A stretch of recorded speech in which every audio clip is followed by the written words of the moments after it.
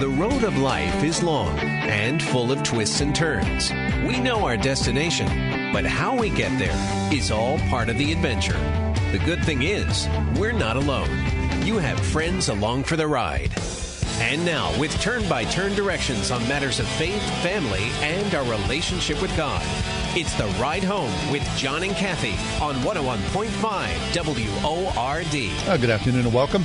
Exciting to be with you today. A wonderful 2 hours ahead of us, guaranteed. Guaranteed. Money back. If you don't like what happens here in the next 2 hours, we'll cut you a check. Okay, not really. We promise we won't. Hey, we're going to take a few days off next week, and we are going to do a little vacation time.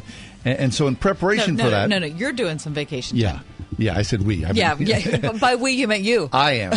Right. You're staying here. I'll be here. And I'll have a special guest with me next week, actually. Which we'll talk about later. All right. Really? Yeah. All right.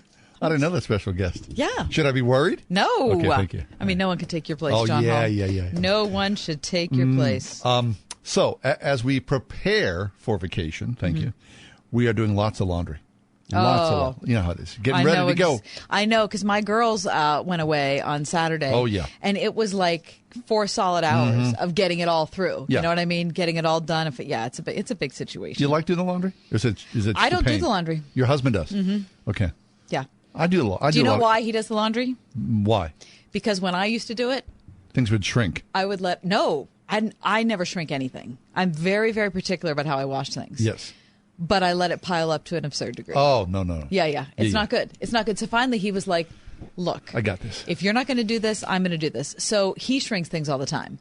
But does he? I can't complain because the reason that he's doing the laundry is because I didn't in the first place. Do you see it's one of those marital things? Yeah. You just be quiet about it. Exactly. Just better to be quiet. Just stop talking and buy a new shirt. Hey, hon, listen, you want to do it, just do it yourself. Yeah. So he doesn't use, I use cold water a lot. Yeah. Which is always a conundrum because you use the cold water and you're worried about the stains and the things that. Right. So anyway, do you know that there are a lot of churches across the country who have developed a laundry ministry? Let me tell you about a church in Huntington Beach, California. Once a week. Which is a lovely place. They do, once a week, they take over a laundromat, and they call it Laundry Love, a ministry that raises money to pay for detergent, dryer sheets, and the quarters for the machines.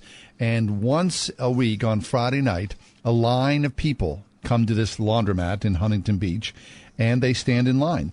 A woman, her name is Giovanni Cortez, says that Laundry Love has become a necessity in her lives.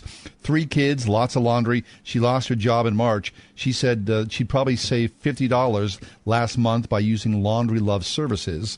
And so other churches have also taken this up across the country, 70 churches and growing. I love that idea. Really, it's terrific, isn't it? Isn't that great? Yeah.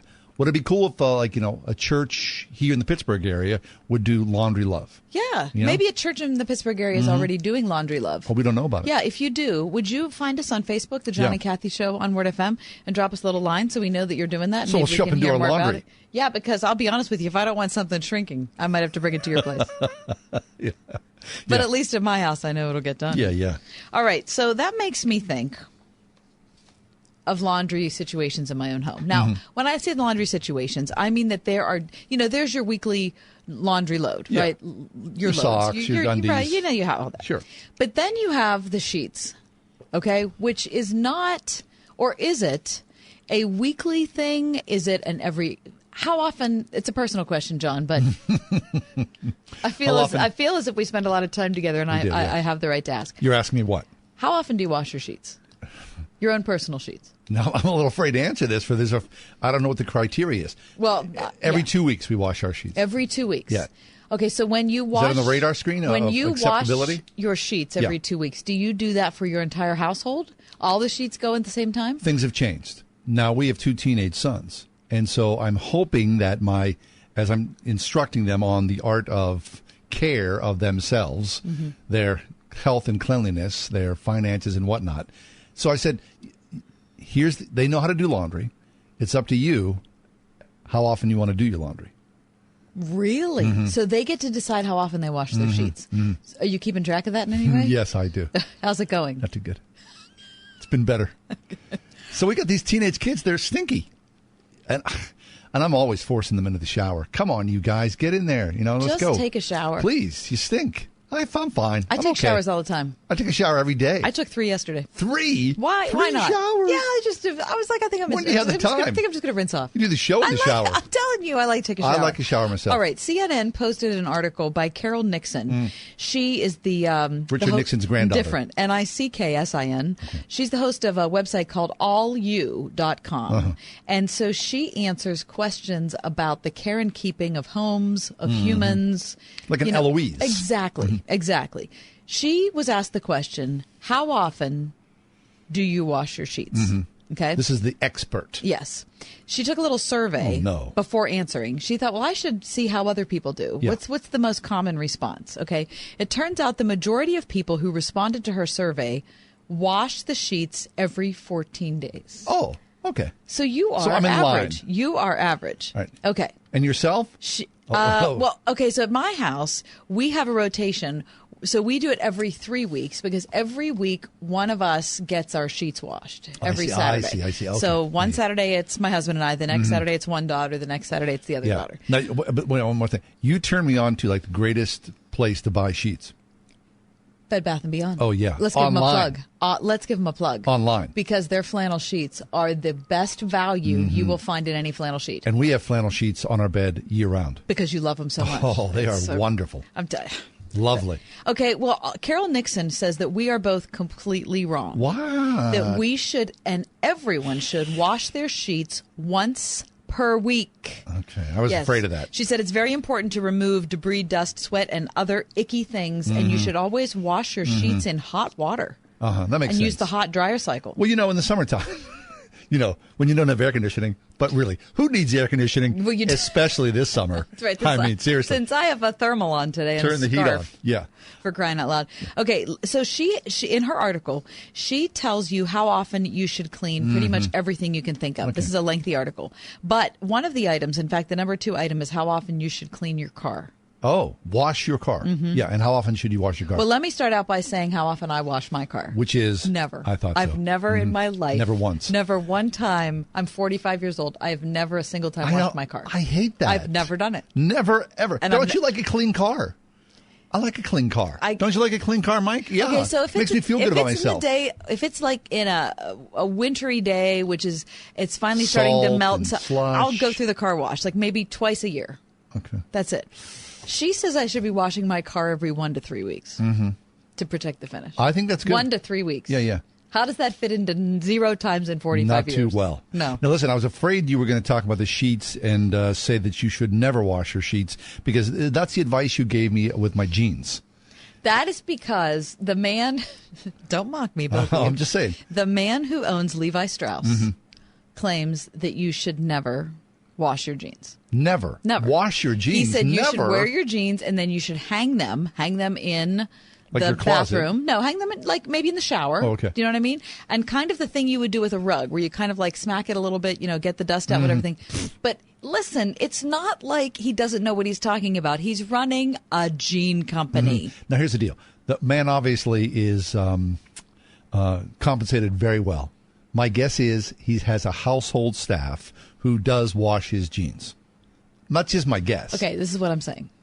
Okay? I'm telling you that the more you wash your jeans, the more they fall apart, of course they disappear, get misshapen. Yeah, but this is the style, right? Okay. People are like distressing their jeans. Yeah, but I'm not looking tearing for my... them, ripping them, right? They're strategically distressed. Oh, I see. Okay, Carol Nixon in this article was asked the very same thing. How often should you wash your jeans? She said you can wear them several times before washing. Several. As long as they're overstaying, because overwashing can cause them to wear out prematurely. However, she does say every 4 to 5 times you wear them. 4 to 5 times. I do it like every other time. You don't. I do. Unless I spill guacamole on it or something like that, and then I do it, throw them right in there. It's. I'm telling you, I'm going by the Levi Strauss guy. All right. I think he knows what he's talking about.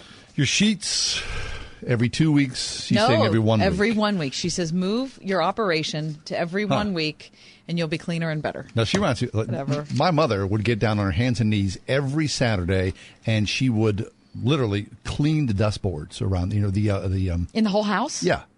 She'd clean the baseboards. baseboards. Baseboards. I'm calling them dust boards. Dust boards. I never heard that. It's like a made-up word. Hey, how's the dustboards going? Yeah, okay, I've never heard of that. I'm slumping by the couch over here. Okay. Slumping in front of the couch.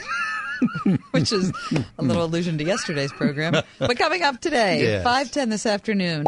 No, 5:40. Let's start with that. Caitlin Already? Beatty, managing editor of Christianity Today, talks about staying alive in a suicidal world. All right, Dr. Larry Stratton is with us at 5:10. We're going to talk about the founding father, James Madison, and his view of government. Yeah, I like that. Dr. Craig Detweiler posted a piece in CNN maybe a week ago on taking selfies at Auschwitz. It has gotten how many hits since then? 600,000. We're going to talk to Dr. Craig Detweiler about that and about how he views sacred spaces. And coming up in just a few minutes, Thomas Nazario is with us. He is part of a work called Living on $1 a Day, the lives behind the faces of the world's poor. That's next. What your kids are learning at home and at church shouldn't be undone at school. Log on to pittsburghchristianschools.net to locate the many educational partners throughout Western PA and near you. That's pittsburghchristianschools.net. The Pittsburgh Theological Seminary Evening Degree Program. First class at half price. Classes start in September, December, and March. Study historical books and church and sacraments this fall. A flexible way to start your degree. Visit pts.edu. If you've had minor aches and pains in your muscles and joints and you're wondering what you can do for temporary relief, try Australian Dream Arthritis Pain Relief Cream. Find out why so many consumers are using this powerful topical formula. It works. It doesn't burn, it's odor-free, and it's not greasy. And it's backed by their empty jar guarantee. Not satisfied? You can send back the empty jar for a full refund. If you've got minor arthritis aches and pains, try Australian Dream. Find it at Walmart.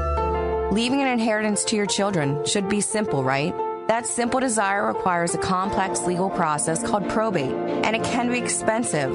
I'm attorney Michelle Conti, and at Meyer, Unkovic & Scott, we make the complexity of the law work simply for you so you can protect what you've earned and pass it on to your loved ones. Like one of my clients, I'll call Rose, a 70-year-old woman who wanted a comprehensive estate plan that would allow her children to limit as much as possible the fees, expenses, and taxes upon her death. She owned a large parcel of land in Pennsylvania, as well as another in North Carolina. The plan designed for Rose helped her family substantially minimize the costs of settling her estate and inheritance taxes due. At Meyer, Unkovic & Scott, that's how we stand with our clients. Find out how we'll stand with you at muslaw.com. Catch Michelle Conti, host of Managing the Law in Your Life with Meyer Unkovic & Scott, Saturdays at 11:30 a.m. on WORD. If you're the mother of a child with behavior problems, I'd like to talk to you. My name is Janet Lehman. I'm a behavioral therapist and a mom. I know what it's like when the child you love becomes a defiant, out-of-control child who disrespects you. That's why my husband James and I created the Total Transformation, the program that tens of thousands of moms are now using to turn around their child's behavior. If you've heard about the Total Transformation and wondered if it will work for you, now you can try it for free. I'm willing to give away 1,000 programs today for free.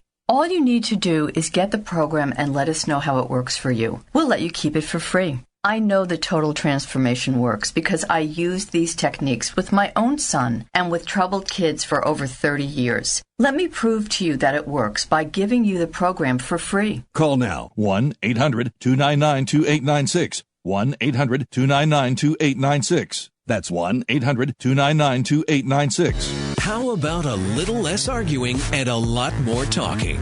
You've tuned to the right place. Pittsburgh's Christian Talk continues with John and Kathy on 101.5 WORD.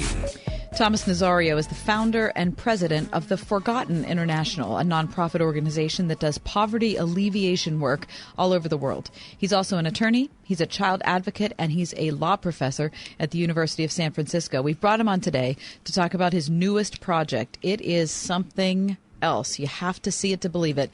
It's called Living on $1 a Day, the lives behind the faces of the world's poor. Thomas, welcome. Thank you for having me. Thomas, it's a pleasure to have you with us. I'm curious about the genesis of this book that I'm holding in my hands. It's by description what would be known as a coffee table book, and it is full of incredible photographs. The photographer's name is Renee Beyer. I'm wondering about your input in wanting to go around to a lot of different third world countries with Renee, I'm sure, and taking these beautiful photographs, heartbreaking photographs of the poorest of the poor. Tell us that story. Well, the motivation really came out of my desire to tell people, particularly in the United States, about how one-third of the world's population lives. It's kind of a population that I believe we spend little time with and give a little attention to. Instead, we spend a lot of time talking about wealthy folks or celebrity people or the rich and famous and so on and so forth. So that's why I wanted to do it. However, I had been traveling for the United Nations for a number of years and also worked with the Dalai Lama on various projects around the world. And, I had often seen these people on streets and under little plastic shacks and just seemed to be totally forgotten. And hence I put together my foundation, and one of the projects is to bring some attention to these individuals who often work so hard, have so little, and often suffer so much. When you raise this idea of people living on $1 a day, I'm sure in your circle of friends, wherever you are, where you talk about the poorest of the poor, it is shocking that so many hundreds of millions around the world live like this, continue to do so, and barely making ends meet, and most people born into poverty, scraping by in the brutality of this world, and then ultimately taking their last breath in poverty. That's certainly often the case, and when I talk to people or show them photographs or even take them on trips with me, they find the experiences at least sometimes overwhelming, and they want to know, what can they possibly do? And one of the things I recommend is that you just do what you can. It may be a little baby bite as to the extent and the size of the problem, but everybody has at least some responsibility to make the world better for having been here. And so it's actually not that difficult. You can do something around the block, you can do something around the world, and when you do something for the poor, particularly in developing countries, it doesn't cost a lot of money. So that's what I tell them, and hopefully most people get the message, and certainly a lot of my friends have joined the bandwagon here and helped me with my foundation and the work I do. Thomas, with the traveling that you've done and the people that you've seen, it must be incredibly easy to be discouraged. I know I have hardly traveled anywhere, but the faces I see online, the things I read about are often overwhelming. I wonder how you live in that place of being discouraged like that. Because that's just part of working with the poor, right?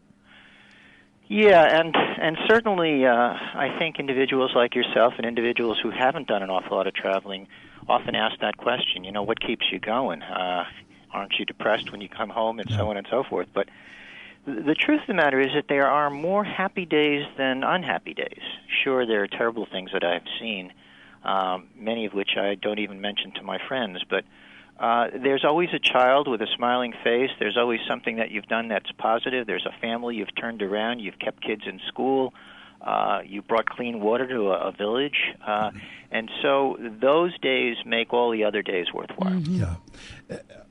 I have traveled a lot, Thomas. I've seen a lot of the world. And what I see when I come back is that always my sense of gratitude is much deeper. That for whatever reason, here we are in this greatest country in the history of the world, and God's blessed us here. And so when I come off the airplane and walk into a local grocery store on the way home from the airport, I think, oh my gosh, I can't believe that I'm surrounded by all this.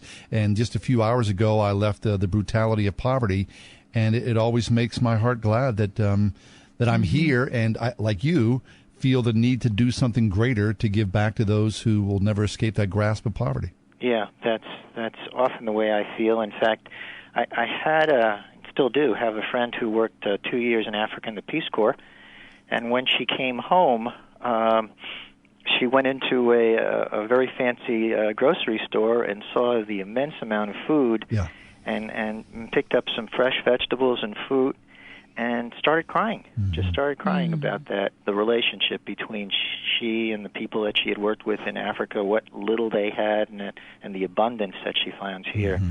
So, yeah. Talk to us about Renee Beyer. When you went out into the world, Did you travel together, or was this Renee on her own? That collaboration between the two of you, because the work it's done, the essays, the writing, and the photographs, very compelling work.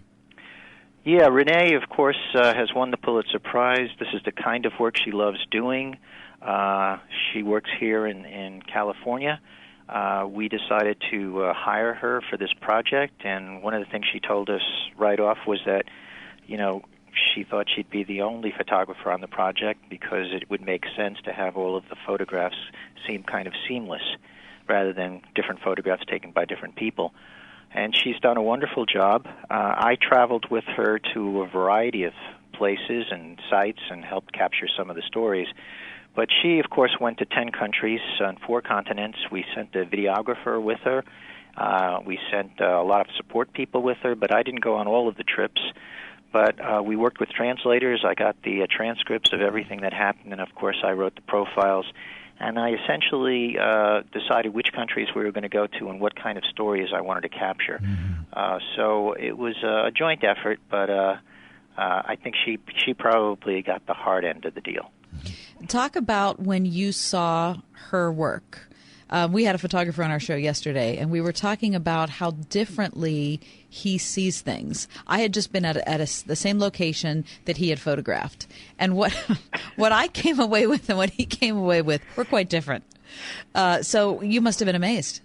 Yeah, I was, and I didn't realize it till, the first country we went to was India, and I had been to India maybe 8 or 9 times, and I had taken scores of photographs and this and that.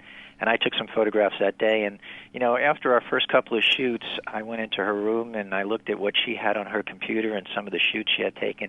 And at that moment I realized that I wasn't anywhere near that level, that it's just so different, the kind of photos I take and what she takes. You have to know what you're doing. Right. I often think about this idea of untapped potential, right? So as you go out and you walk in the neighborhoods, the barrios where people are struggling, you look around at all these people and you think, if these people were in the United States or in the first world, their opportunities would be so great. And you wonder about those people that are buried in this poverty, and if they were brought to full spirit and full growth, what they would contribute to this world. Well, again, you're absolutely right. I mean, so many minds are wasted, so many opportunities are wasted, and at the same time, a lot of people don't really care. The book has a foreword by the Dalai Lama. It's really about not only the problems that the poor have around the world, but it's largely about compassion and caring. And, we've been to places where the politicians have told us that they don't really care about the poor. They add nothing to the economy. They're a waste of time. They get in your way. And they would feel fine if we just did away with them. So when you have those kinds of attitudes and, people who really don't want to get involved and, have relatively comfortable lives and feel that that's fine, and not much happens. So your call, Thomas, with the Forgotten International, as you go out and you talk like this, or whether it's on the radio or the tube or at cocktail parties, what always is the question? What always is the message that you put out there? Well, the message is, to some extent, as I said earlier, is that everybody can do a little bit. And I don't really care what they do. In fact, they don't even have to work with the poor. They can try to do something about the environment or other big issues that are facing the world. But they can't just go to malls. They can't just spend their lives on Facebook or playing video games. They have to. It's a moral responsibility. They have to do more to make this world better. And if they need some guidance on what to do, I can certainly give them that. But more than that, sometimes people it just hits them one day. I've got to do more. Something happens on a given day, and they decide to do more, and I'm hoping in some cases that will be our book, maybe meeting me. I don't know. But that's awareness, yeah. Thomas, thanks an awful lot. Certainly admire your work and appreciate what you're doing as an advocate for the poor, the poorest of the poor. Well, thank you for getting the message out to more and more people. It's our pleasure. Thomas Nazario, he's the founder and the president of the Forgotten International. It's a nonprofit organization that does poverty alleviation work in several parts of the world. A brand new work called Living on $1 a Day, The Lives Behind the Faces of the World's Poor is unbelievably compelling. Yeah. You know, one thing we didn't mention, John, is that it's a coffee table book. Yeah. This is not a book that, it's not a normal 5x7 book. I mean, this is a large, full-color, hardback book, and it's full of tremendous photographs. Mm-hmm. But the content is just as good as the photography, which is saying a lot. It sure is, yeah. And, so we talk about the poor, obviously, here a lot on the show, and ways to help and engage. Here's an opportunity. You look at these faces and you think, oh, my gosh, right? Yep. There, but for the grace of God, go I. Yeah, and you know what's cool, John? Another thing is, as it talks about different issues, as the book works through and shows you photographs of certain areas and ailments that people suffer from, there are a ton of organizations with which you can be involved. Mm-hmm. There's just one page after another. Yeah. So I'm going to post this on our Facebook page so you can have your own look at this book. And I'll tell you, it'd be a beautiful gift for yourself or for anybody you know. That's good. Yeah. Living on $1 a Day, The Lives Behind the Faces of the World's Poor. 101.5 WORD. Next time on The Journey with Ron Moore. The Christian life was meant to be lived in community, sharing each other's burdens, laughing and crying together, encouraging one another, because we really do need each other.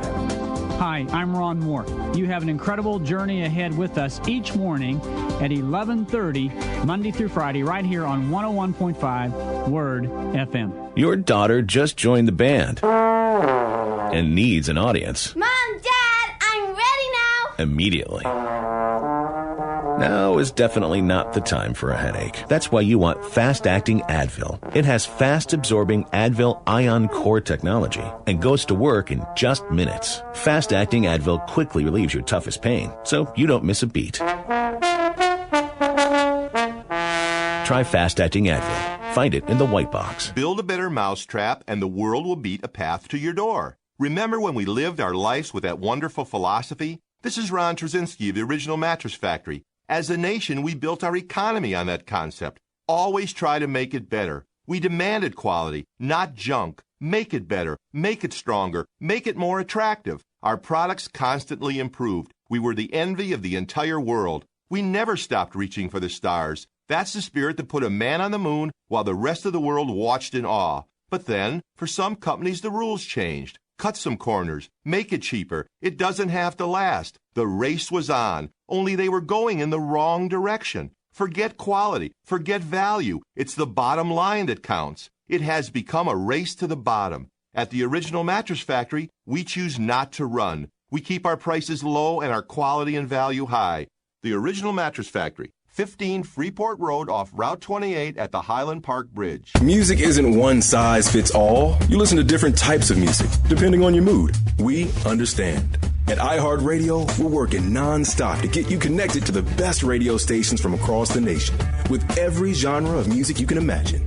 With thousands of stations for you to choose from, we know we've got one that's perfect for whatever you may be doing, or whatever mood you're in. Millions of songs, thousands of stations, one free app. We're iHeartRadio. Download the app now or listen online at iHeartRadio.com. If you're the mother of a child with behavior problems, I'd like to talk to you. My name is Janet Lehman. I'm a behavioral therapist and a mom. I know what it's like when the child you love becomes a defiant, out-of-control child who disrespects you. That's why my husband James and I created the Total Transformation, the program that tens of thousands of moms are now using to turn around their child's behavior. If you've heard about the Total Transformation and wondered if it will work for you, now you can try it for free. I'm willing to give away 1,000 programs today for free. All you need to do is get the program and let us know how it works for you. We'll let you keep it for free. I know the Total Transformation works because I used these techniques with my own son and with troubled kids for over 30 years. Let me prove to you that it works by giving you the program for free. Call now, 1-800-241-0676. 1-800-241-0676. That's 1-800-241-0676. Mostly cloudy tonight. We'll have a low of 55 degrees. Partly sunny tomorrow morning, then becoming mostly cloudy. A chance of showers and thunderstorms and a high of 75 for Wednesday. For Thursday, partly sunny and a high near 78 degrees. Currently, though, in Pittsburgh, it's 66. If you're down in the valley, we invite you to come up a little higher. Join the conversation. Pittsburgh's Christian Talk continues with John and Kathy on 101.5 WORD.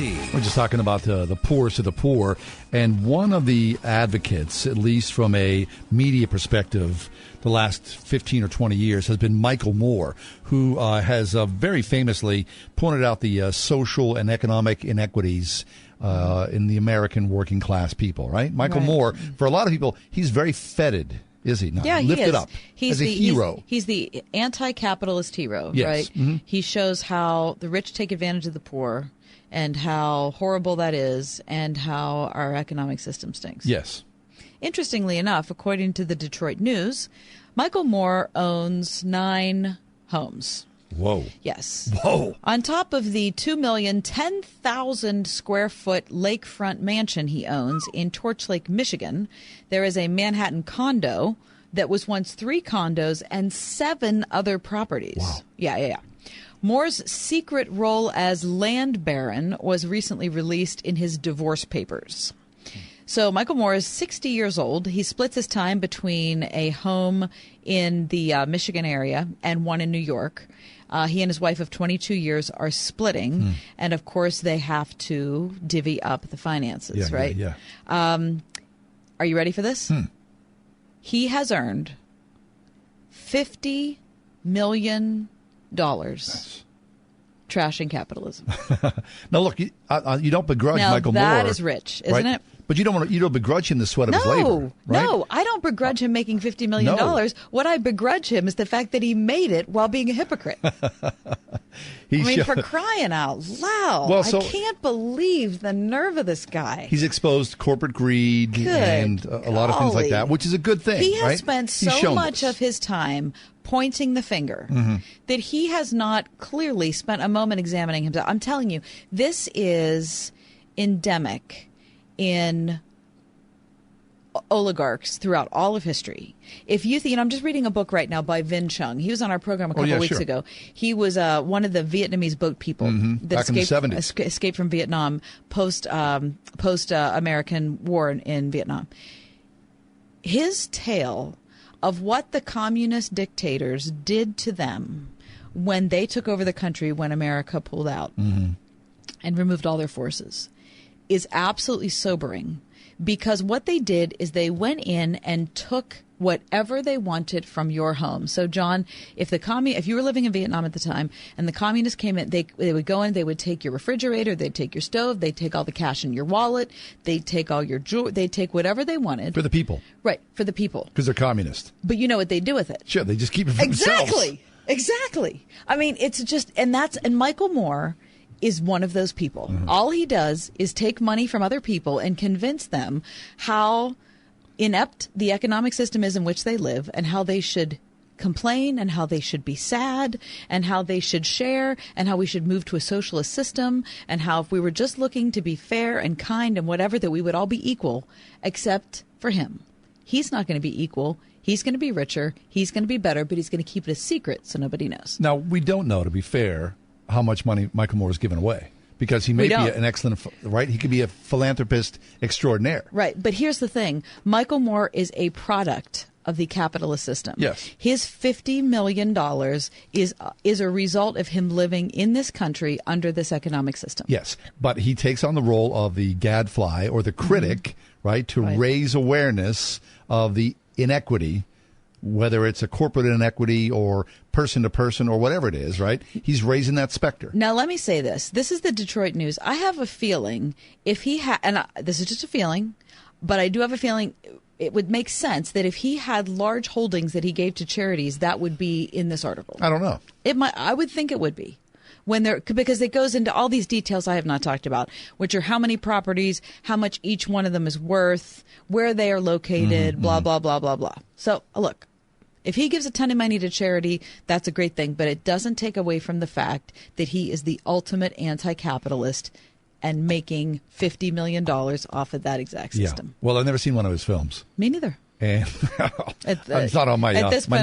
No, it's not on my queue either. Hey, stick around, won't you please? Dr. Craig Detweiler is with us in a little bit. Have you heard the story about the young girl, the teenage girl, who went to Auschwitz and took a selfie? Well, that created a firestorm, and Dr. Craig Detweiler will speak about that in just a couple of minutes. This August, Western PA Church of God and Whitehall Camp and Conference Center present an evening with Big Daddy Weave. Live August 1st at Whitehall Camp and Conference Center, Emlenton, PA, with special guest Jordan Beals. Tickets are on sale now at itickets.com. Big Daddy Weave, August 1st at Whitehall Camp and Conference Center in Emlenton, PA, a short drive from Grove City. Get details at whitehallconcert.net. Your family's health and your home are two of your most important investments. For 75 years, J&D Waterproofing has proudly helped you protect them.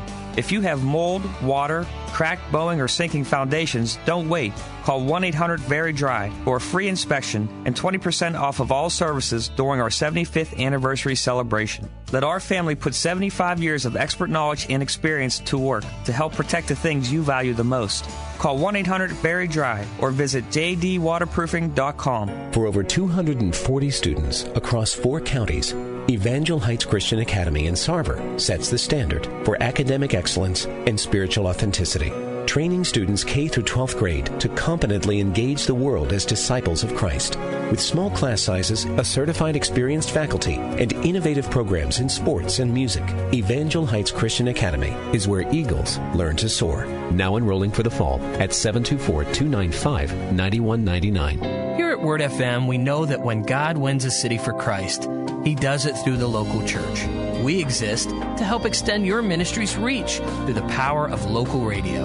Thousands of non-Christian adults listen to this station every month. You can reach them as our newest local ministry program. I'm General Manager Tom Lemon, and I'd like to discuss your broadcast future at 412-937-1500. 412-937-1500. The following is an important notice to consumers who owe the IRS back taxes. The Internal Revenue Service is currently accepting reduced settlements and other favorable programs for consumers owing $10,000 or more in back taxes. With many consumers nationwide facing tax problems, this offered reduction and other relief options can help ensure your financial stability during our nation's recovery. This may result in your back taxes being reduced by thousands of dollars and all collection efforts against you stopped. If you have received notices in the mail, have your wages being garnished, or are under audit due to owing the IRS over $10,000, a toll-free line has been established to take your call and let you know what relief you qualify for. Potentially save thousands by calling now to learn and take advantage of these programs. For your free consultation, call 911 Tax Relief now at 1-800-279-7767. 1-800-279-7767. That's 1-800-279-7767.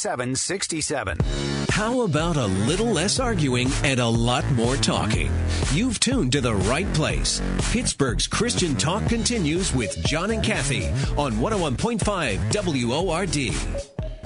Never before in the history of man have we had the ability to photograph ourselves in the world around us. I mean, talk about what you want about your iPhone. It is just fantastic to have that ability to use that as your eye. At the extension of your hand, you take the world in. Now, as great as that can be, it also creates a lot of problems.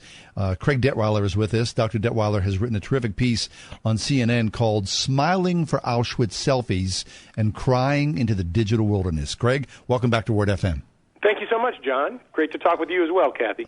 Craig, isn't it strange, this place we're in historically and technologically, where it's like we're documenting the world while we're trying to make ourselves significant in it? I mean, do you think, is that what you see when you think of a selfie? Oh, absolutely. I mean, the ability to broadcast to the world from our own phone, right?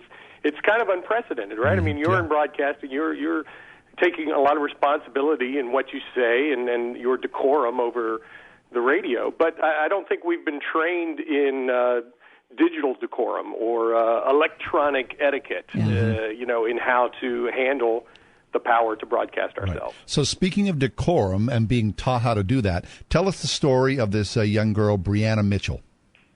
Well, Brianna Mitchell, on a high school trip to Auschwitz, the concentration camp where, millions of Jews were murdered during World War II, within her trip to Poland, she took a picture of herself smiling on the site, and a lot of people took umbrage. How could you smile at a place that is so associated with death and genocide? And as the story came out, she said, well, her dad wanted to go there with her. She'd lost her dad, and so for her it was kind of a touching moment to sort of say, Dad, I made it. But it didn't come across that way. and she certainly didn't express that in a way that people could understand. You also mentioned Justin Bieber visiting Anne Frank's house last year. And, of course, what he wrote in the guest book became famous. He said, quote, truly inspiring to be able to come here. Anne was a great girl. Hopefully she would have been a believer. Now, of course, when you read that, the first thing you think of is, first thing you think of is... Idiot. That's what I think, right? Oh, gosh. All right. So the question that you're asking is, whether you're Justin Bieber or you're Brianna Mitchell at Auschwitz, are they trying to be insensitive? And my answer is, I don't think they are. I don't think they are knowingly violating sacred spaces,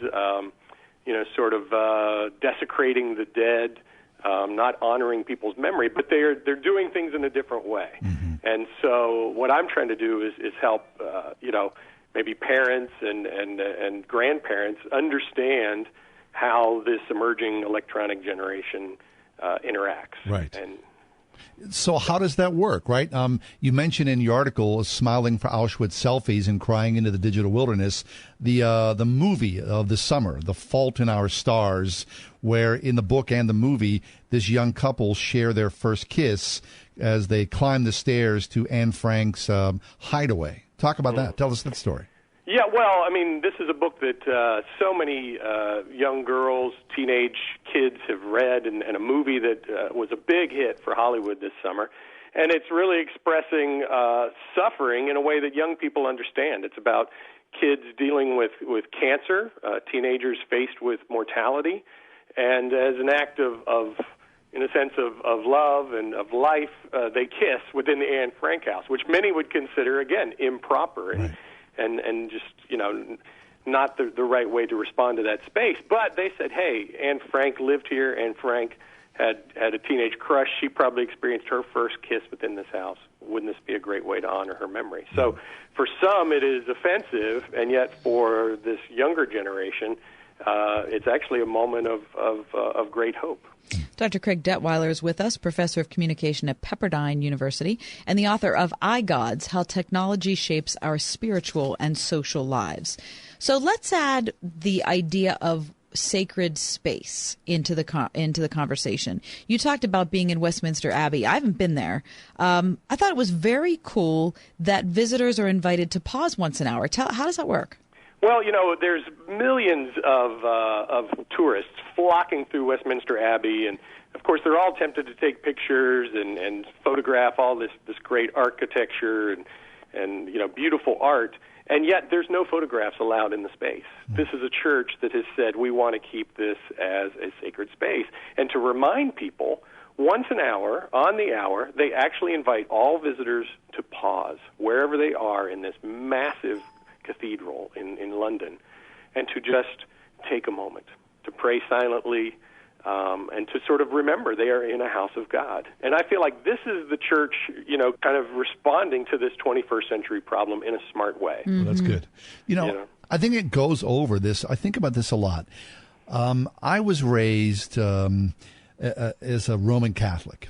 And this was back in the late 60s and the early 70s. And I remember going to church where, there was incense and the Mass was in Latin. And there was a mystery. And the room was huge. It was, right?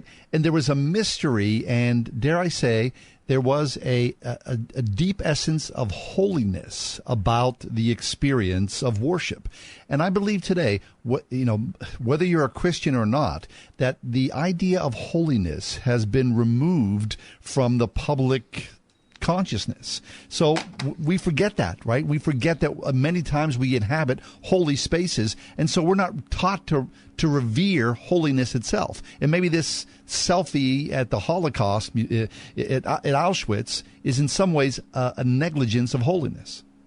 Well, I think the onus is on us as the older generation, as the generation who is supposed to teach and to preach. It's really up to us to communicate what a sacred space is about, and what decorum is, and how to respond to awe and wonder. Mm-hmm. Mm-hmm. What about the, and you really wrote this well. You said in your article, the temptation with social media is to turn our friends into an audience. We cast ourselves as the star and think about how to entertain our followers.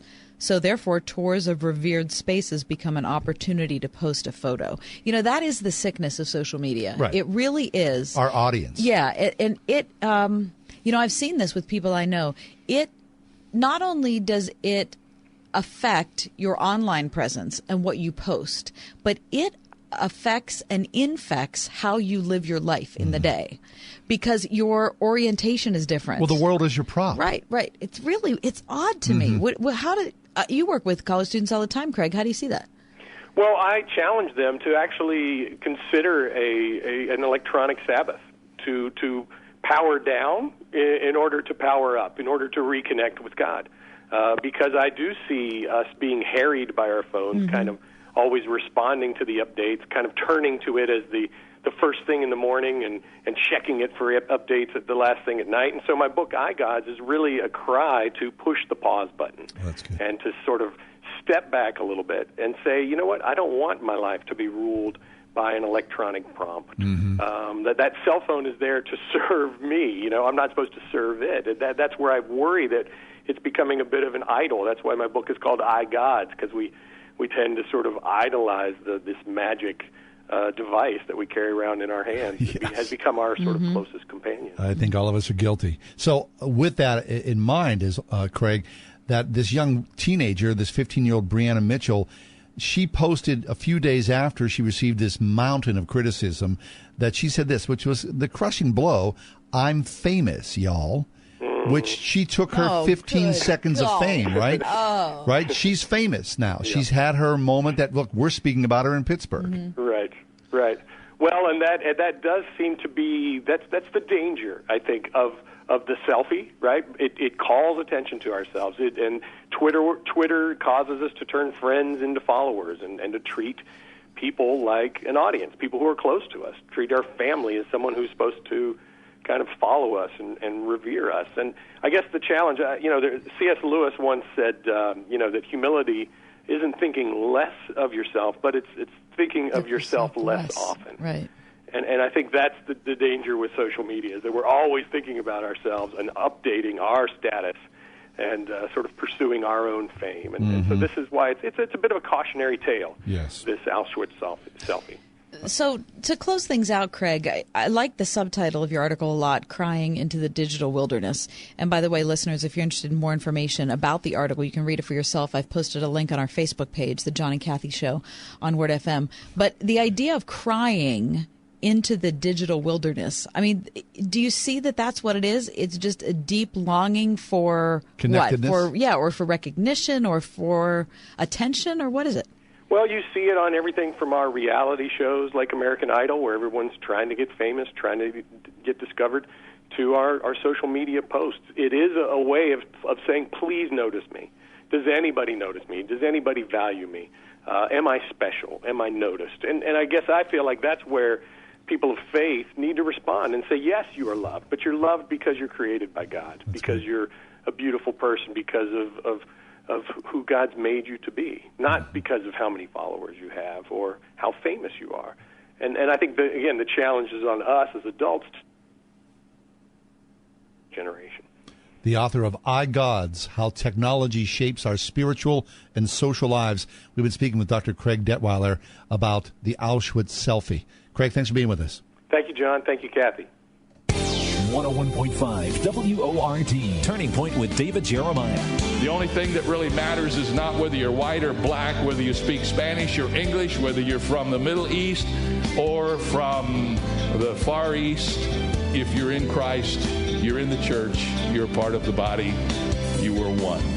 Dr. David Jeremiah shares his message, The Courage of Faith, next time on Turning Point. This evening at 7:30 on 101.5 WORD. For the City Mission, I'm Dean Gartland. It's a busy time with home projects and summer vacations. But homelessness doesn't take a vacation. It doesn't take a day off. Thankfully, we've never had to close our doors since they first opened more than 70 years ago. But we need your help, especially now. Your friendship, your partnership with the City Mission changes lives during the bitter cold of winter and in these dog days of summer. Please support the City Mission, ending homelessness one life at a time. Looking for a quality biblical education west of Pittsburgh?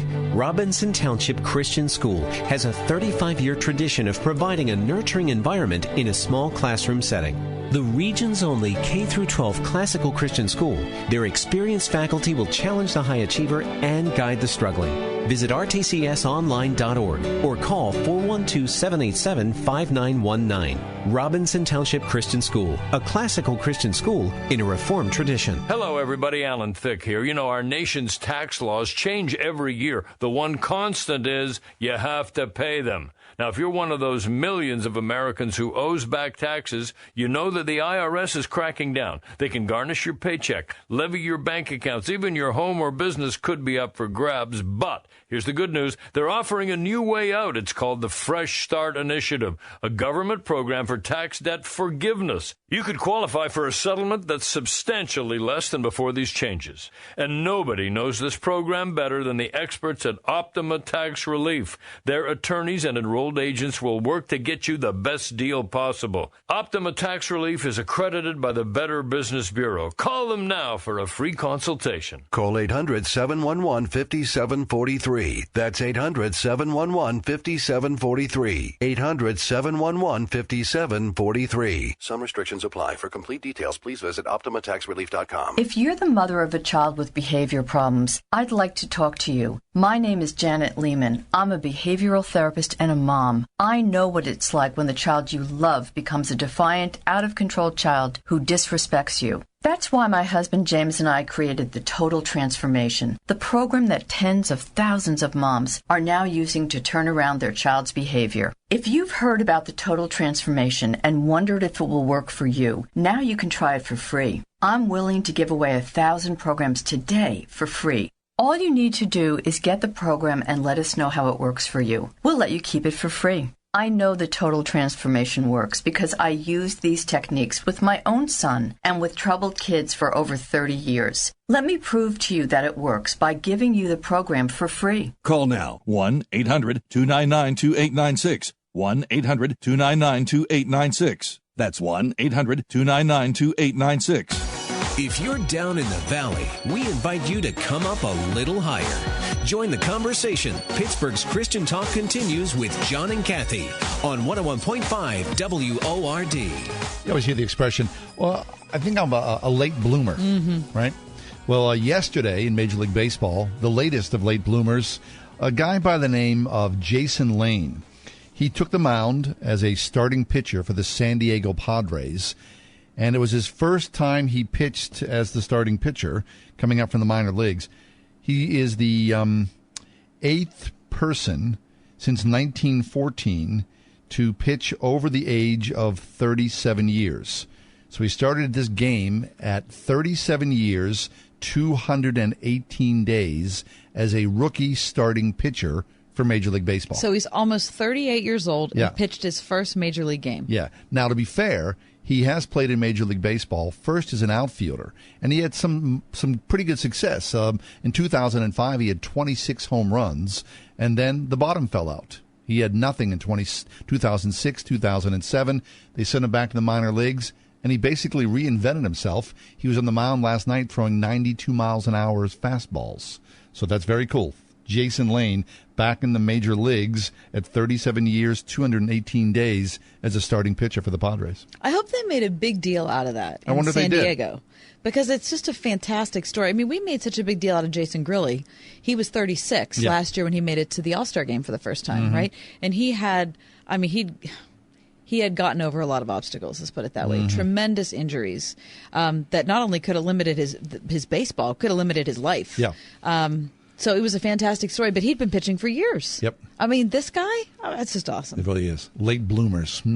Well, I think we all sort of like that. Yeah. Because there's always hope for us down the road. I remember, someone wants to say something. What's that? Okay. Oh, wait. Okay, someone's calling in, and Mike's trying to give us a message, I don't but think we so. can't No, quite I think get he's it. just give me 1 minute.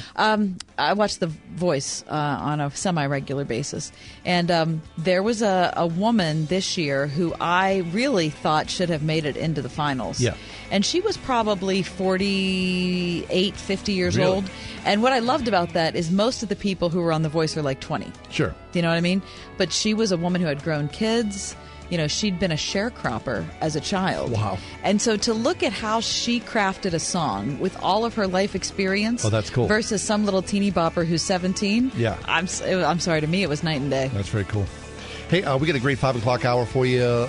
Dr. Larry Stratton is with us from Waynesburg University. And then we're also going to talk about suicide at 5:40. Stick around. It's The Ride Home with John and Kathy.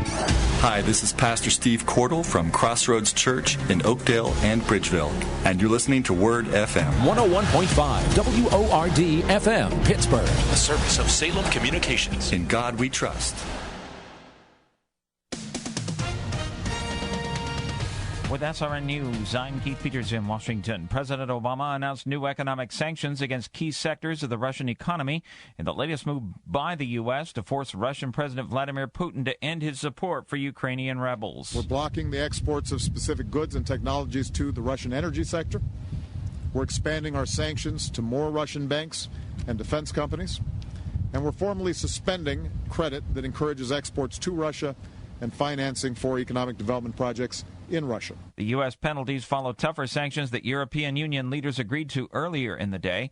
Meanwhile, at least 24 civilians and 10 soldiers have been killed in a day of fighting in eastern Ukraine. Shells hit a residential neighborhood of Donetsk.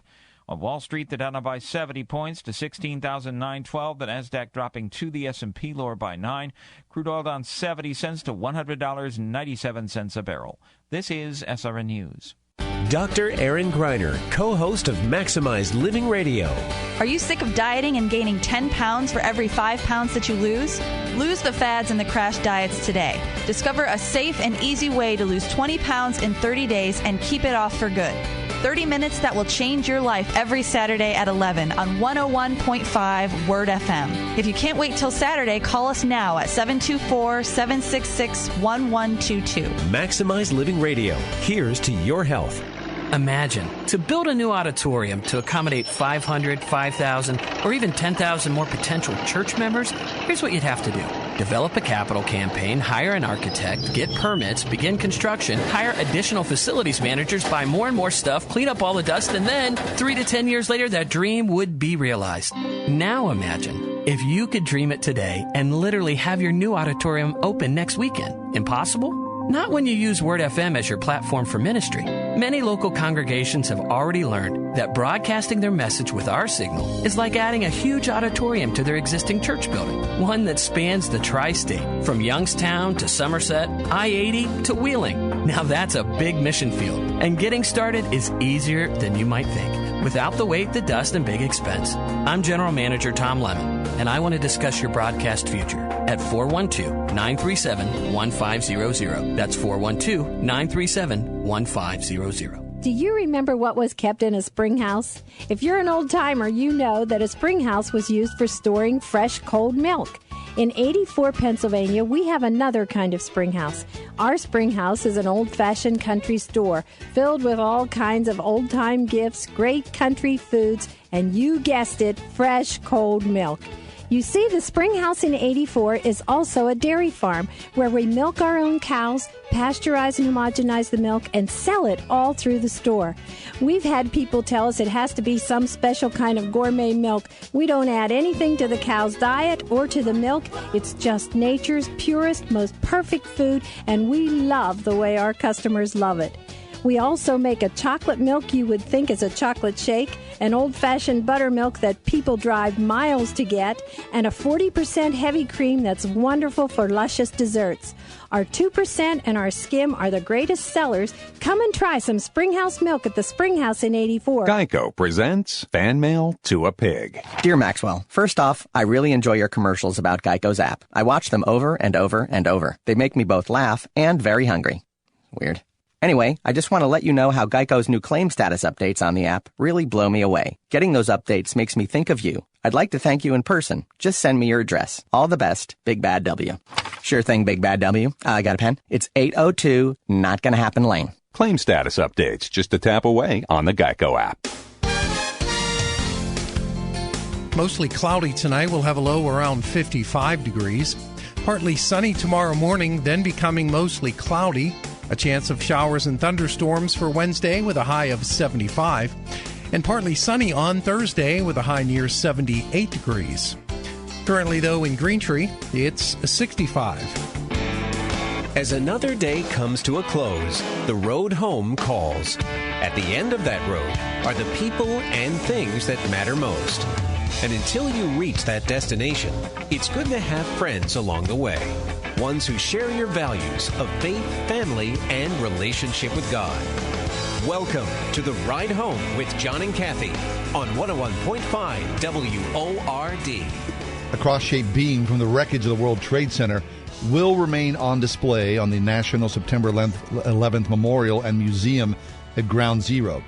A three-judge panel of the Second U.S. Circuit Court of Appeals has ruled this, dismissing outright a lawsuit that was brought on by the American Atheists, who filed a federal suit in 2012 claiming that the 17-foot display at the museum, built with a mix of public and private funds, was unconstitutional. The atheist group filed an appeal after a lower court dismissed their lawsuit, shifting the focus from the cross to asking for an added plaque that would say something like, "Atheist died too."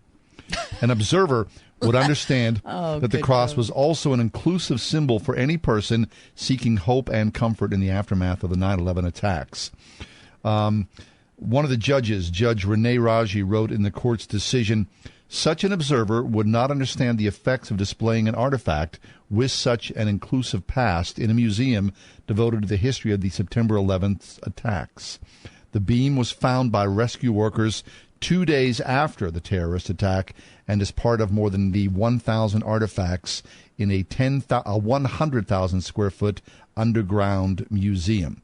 Now, the atheists in their deposition filing suit said the members of the atheist organization suffered from both physical and emotional damages. Wait a minute. The atheists suffered what? Mm-hmm. The atheists who have viewed the cross in the museum have both suffered from physical and emotional damages from the presence of the beamed cross, resulting in headaches, indigestion, and mental pain. We're all a bunch of babies. Get over it. Headaches. Because guess what? Not everybody's like you. Yep.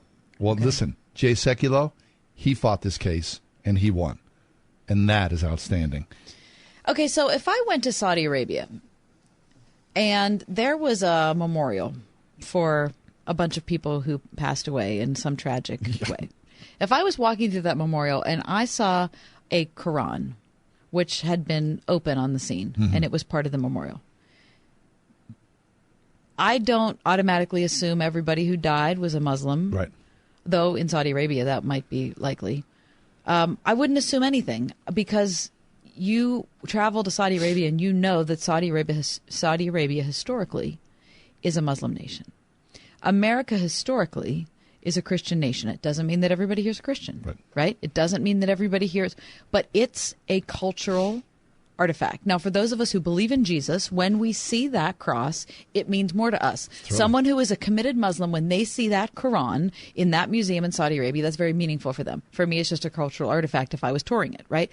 Can we just get over the fact that you are going to be subjected to things and people that are not of your opinion? Apparently not. Now, I'm going to suffer from indigestion every time I see Charles Dawkins online. Or Richard Dawkins, I mean. You take your argument about Saudi Arabia. Charles Dawkins, I like that. In America, right, because of our religious and social freedom, we basically suffer fools gladly. Now, in Saudi Arabia, no, they just kill them. Exactly. They're not going to suffer fools. You're right. Right? There's the difference. So we have every fool who has every complaint about indigestion as he looks at a steel cross, which is a relic of a slice of horror, and it goes to court. And let me, of course, and it wouldn't be fair if we didn't turn the mirror to ourselves and say, look, if there was some kind of, some kind of atheist artifact or whatever that was part of the 9/11, that needs to be included too. Right. I mean, but just seeing Richard Dawkins on YouTube is not giving me indigestion or giving me a pain in my head. It's actually just somebody who I don't agree with. We have to be able to hear from people who we don't agree with. Right. Yeah, we should add the plaque. The plaque would say, "Atheist died too." That's really okay. Yes, I'm sure they did. So dumb. And that's heartbreaking. Waste of time. What a waste of coconuts. time. All right, so the American Atheist Organization. So let's turn our attention then to something that actually matters, because we talked about Dr. Sheikh Umar Khan, who has been working with Doctors Without Borders in Sierra Leone, his physician. He was the head physician, and he has been there for at least a month. Trying to deal with the large numbers of people who are coming down with the Ebola virus, and he has been the guy in charge. We talked on our show last Thursday, I think it was, that we got the news through CNN that he had fallen victim to Ebola, and he was fighting it, and today we received the sad news that he has passed away. Dr. Sheikh Umar Khan fell ill early last week. He was overseeing Ebola treatment at the Kenema Government Hospital, which is about 185 miles east of the capital city of Sierra Leone. Once he was discovered to be ill, he was quarantined and treated by a lot of his friends who had been working with him on the front lines. And unfortunately, today, he passed away. I see. So there's no threat that the Ebola disease would make its way to the U.S.? Oh, sure there is. Is there? Of course. Yeah, because one of the problems with Ebola is, first of all, it's very contagious, but most people don't realize they have it at first when it is contagious. It's fast moving, isn't it? Oh, yeah. And so someone could get on a plane from Sierra Leone or from Liberia, the places that have been infected, get on a plane and never know they have it. So Ebola is what? Starts out like fever, right? Fever, headaches, fatigue, that sort of thing. Which is how many things start out that way, right? Flu, yeah, right? Anything that's absolutely benign, right? And then increasingly it attacks what the kidneys and the liver. You just start to hemorrhage, right? It typically kills 90% of those infected, but the death rate, we talked about this yesterday, has dropped to 60% because of the early treatment. So 60% is still horrific, but it is a lot better than 90%. I'm so sad to hear about this. If you're looking for heroes, don't waste your time in Hollywood. Don't waste your time in Washington. No. But look at people like this. You see these doctors on the front lines, and the they're brutality. Laying it out. They know that what they're doing could cost them their lives. And it has. And it has. And someone on those front lines who was infected and then received medical treatment almost immediately. Right. He himself fell by the disease that he was treating. The man's name again? Dr. Sheikh Umar Khan. Well, thank you so much, right? God bless him. Here, we'll take a break, and we're going to come back. Dr. Lawrence Stratton is going to join us. He's the director of the Strover Center for Constitutional Studies and Moral Leadership at Waynesburg University. He's got a great story to tell. Stick around for this, won't you, please? This August, Western PA Church of God and Whitehall Camp and Conference Center present an evening with Big Daddy Weave. Live August 1st at Whitehall Camp and Conference Center, Emlenton, PA, with special guest Jordan Beal. Tickets are on sale now at iTickets.com. Big Daddy Weave, August 1st at Whitehall Camp and Conference Center in Emlenton, PA, a short drive from Grove City. Get details at whitehallconcert.net. We have total control of the whole process from the beginning to the end. Steve Rennekamp, owner of Energy Swing Windows, on the value of sole source responsibility. Unfortunately, in this business, the person you buy your windows from will actually buy the window from another company, a wholesaler, subcontract the installation. So you really have three people involved with your job. You just don't know that. Unfortunately, if there's a problem, they point fingers at one another and you're sitting there not getting things resolved. Sole source responsibility allows Energy Swing to truly stand behind their customers. When you look at a lot of warranties in this business, it'll say lifetime warranty on the top. And then look at all the small print. They're not really warranting very much.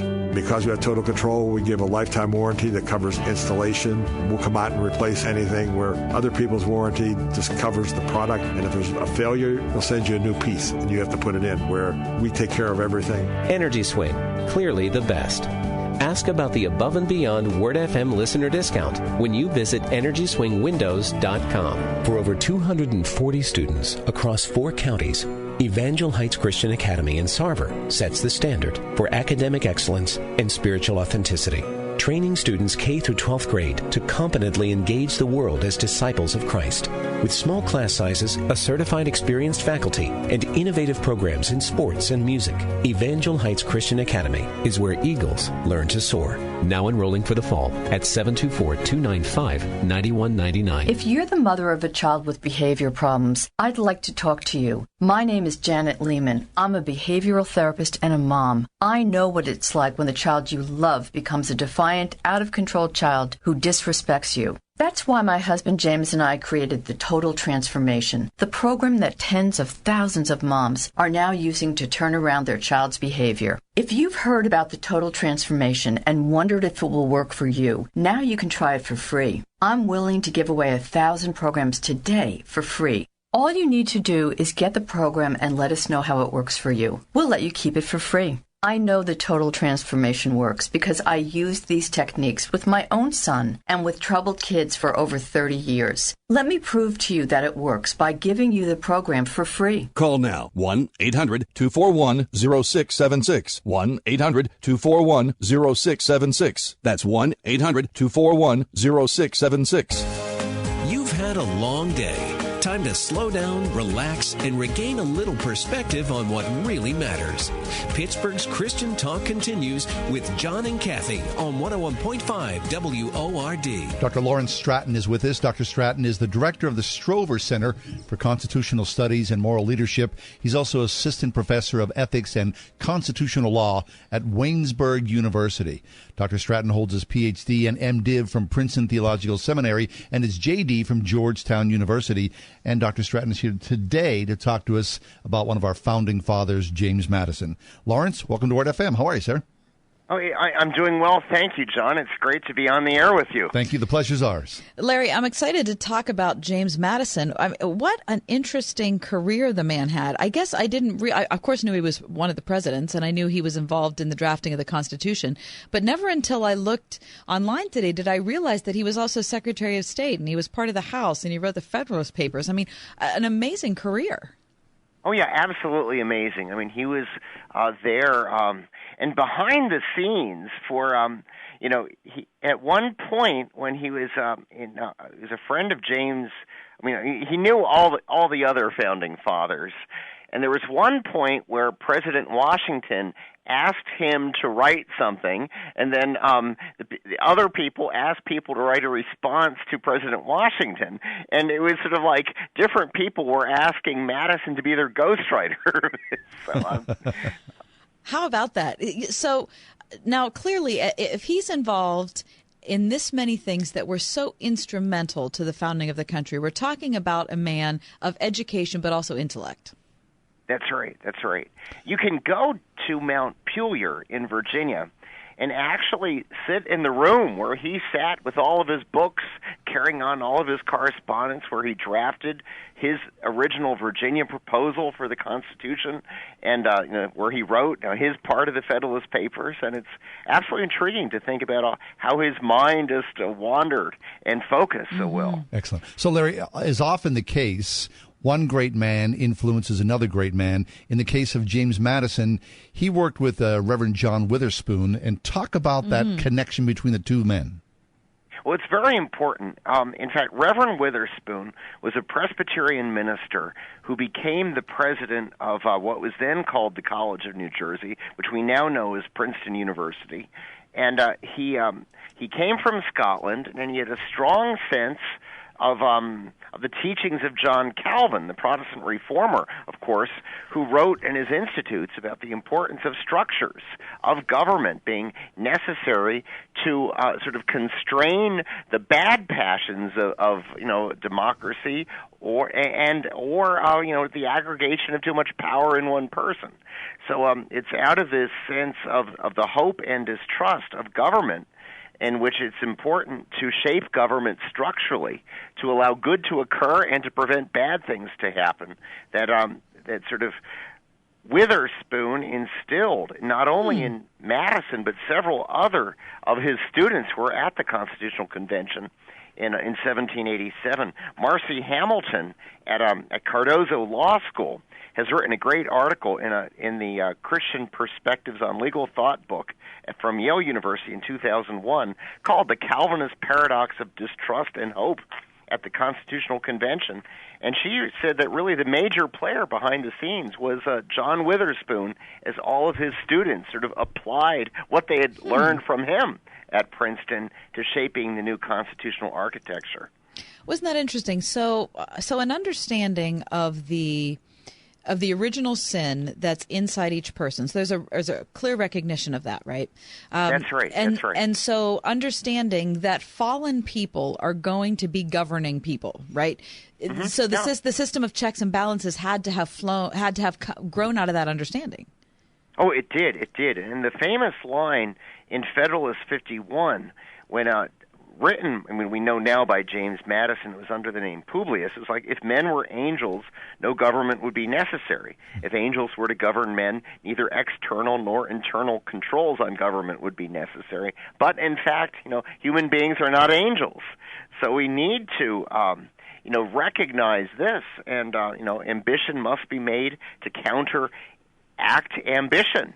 And there must be these checks and balances. And, I mean, Justice Scalia has frequently stated that he thinks that we should value the separation of powers to a greater degree than even the Bill of Rights, because this is what makes it hard for government to do anything in America. I mean, in my opinion, it's doing far too much, but we have the checks within the system, which over time hopefully will work.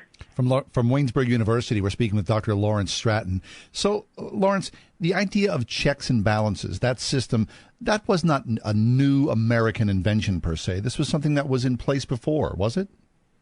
Well, in different ways. I mean, the extended republic, in which we had a system premised on the notion of we the people, representative government, in which, in a vast expanse, from Maine all the way down to Georgia, all of these different colonies that had come together to form, the Union, to form the states.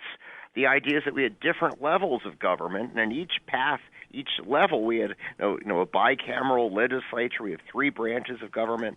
It was, different from the English system, where, you have parliamentary supremacy. There is no check on the parliamentary system, and of course, whatever the House of Commons wants to do happens.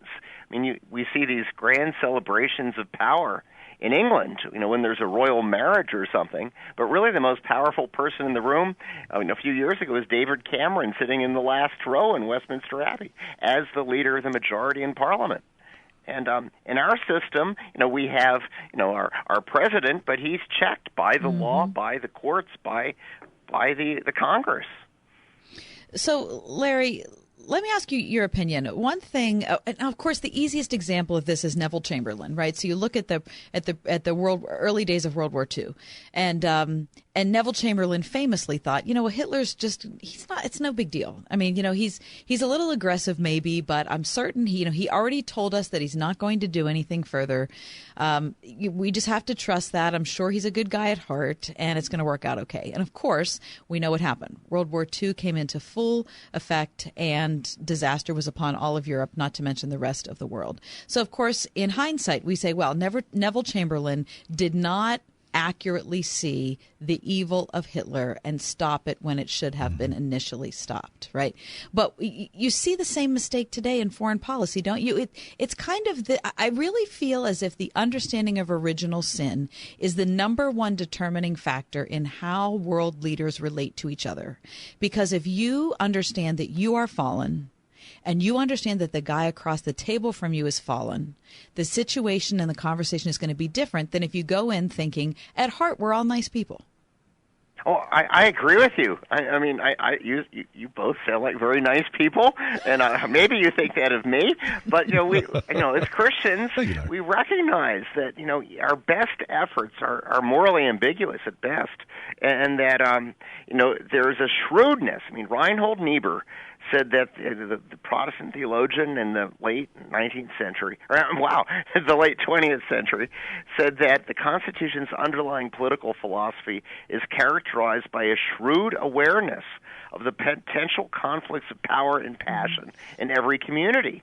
And there is this sense of the distrust of the concentration of power because of original sin, which is sort of at the heart of the insight that John Witherspoon instilled in his students who were at the Constitutional Convention. The most famous one was James Madison. And, I mean, the interesting thing was that more framers attended Princeton and studied under Witherspoon than under any other educational institution at that time and in the colonies, including Yale and Harvard. So I wonder if that's the root of wisdom, because in a post-Christian world that we live in, I'm okay, you're okay, people are basically good. That's kind of what floats at least this country, and it's changed things, I think, for the worse. Yes, I agree with you.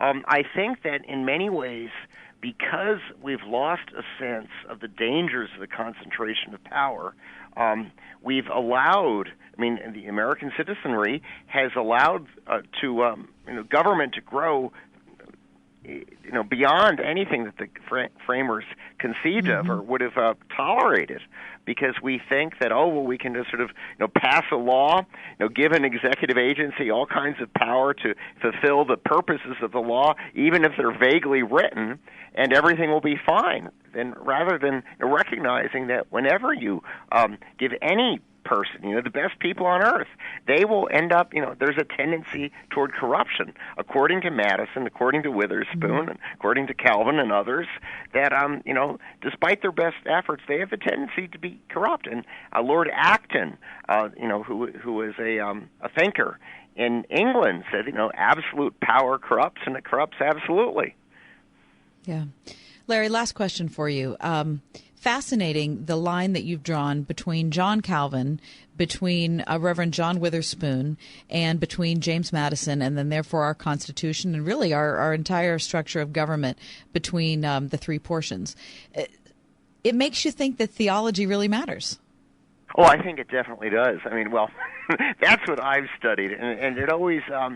we have a sense of the divine, that's the spark of divinity within us, and that Calvin talks about, but it's tainted by our sin. And when we study the theological grounding of a society, we can get great insights. We study Confucius. We can understand, China over the millennia. And, this is why it is very beneficial. Max Weber, who is a sociologist in Germany, wrote a big, fat 2-volume book called Economy and Society, in which he traced the political implications of different religious systems. And I think that one of the contributions that we have that we're discussing here is the insight of one Presbyterian minister named John Witherspoon, who was the only member of the clergy to sign the Declaration of Independence, and he was active in he gave a sermon in Princeton. You can go to Nassau Presbyterian Church now, where it was preached. Of course, the church is burned down and they built a new one, where he preached his sermon, which led New Jersey to join the revolutionary cause in the American Revolution. The director for the Strover Center for Constitutional Studies at Waynesburg University. We've been speaking with Dr. Lawrence Stratton. Larry, thanks for being with us. We greatly enjoyed the conversation. You're welcome. Thank you very much. You have a good day. And you as well. The pleasure's ours.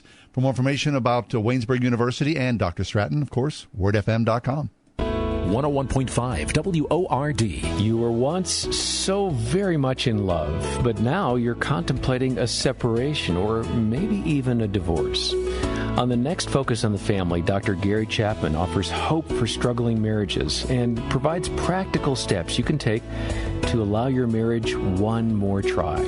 Next time on Focus on the Family with Jim Daly. Tonight at 8:30 on 101.5 WORD. It's live music, it's outreach, it's awesome family time, and it's free. The Three Rivers Festival of Hope with Franklin Graham, August 15th through the 17th at the Quonsol Energy Center. Bring a friend who doesn't know Jesus and come see artists like 10th Avenue North, Carrie Job, and Aaron Schust. The Three Rivers Festival of Hope with Franklin Graham. Details at threerivershope.org. God created your child to be unique. Penn Christian Academy created an education to match, providing pre-K through 6th grade students more than strong academics, offering full music, art, and phys ed programs, a global learning lab where children learn language in the context of culture, and a state-of-the-art science lab in partnership with the Audubon Society, where young minds explore the mysteries of creation. Penn Christian Academy in Butler, preparation for life at pennchristianacademy.org. Attention taxpayers, if you owe $10,000 or more to the IRS, it's a fact that they have the power to take everything you own, including your home, business, and even your freedom. If you've received a letter from the IRS, don't ignore it. Your problem will only continue to get worse. Here's the good news. The IRS has recently released new programs geared at helping struggling taxpayers, where you may now qualify to settle your tax debt and wipe out up to 85% or more of what you currently owe, including penalties and interest. Or you may qualify for other special programs. If you're being audited, have years of unfiled tax returns, have a federal tax lien, or worse yet, are being issued a wage garnishment or bank levy, listen carefully. Authority Tax Services expert staff of ex-IRS agents, attorneys, and CPAs can immediately protect you from IRS and state collectors and get you the best possible tax settlement guaranteed. Call 800-640-2837. 800-640-2837. 800-640-2837. I just sneaked into my kids' rooms and took temperatures while they're sleeping, thanks to my Exergen thermometer. All I did was swipe their foreheads for a few seconds. It didn't even wake them up. My sister, the nurse, told us about the Exergen temporal scanner thermometer, and it's the best. Real value for the money and truly a lifesaver. Now I don't have to deal with ears or rears, if you know what I mean. I'm Dr. Frank Pompey, founder of Exergen. Thousands of hospitals and clinics rely on temporal scanners. I'm confident you will too. The Exergen temporal scanner. Pick one up at Costco and other fine retailers, or visit us at Exergen.com.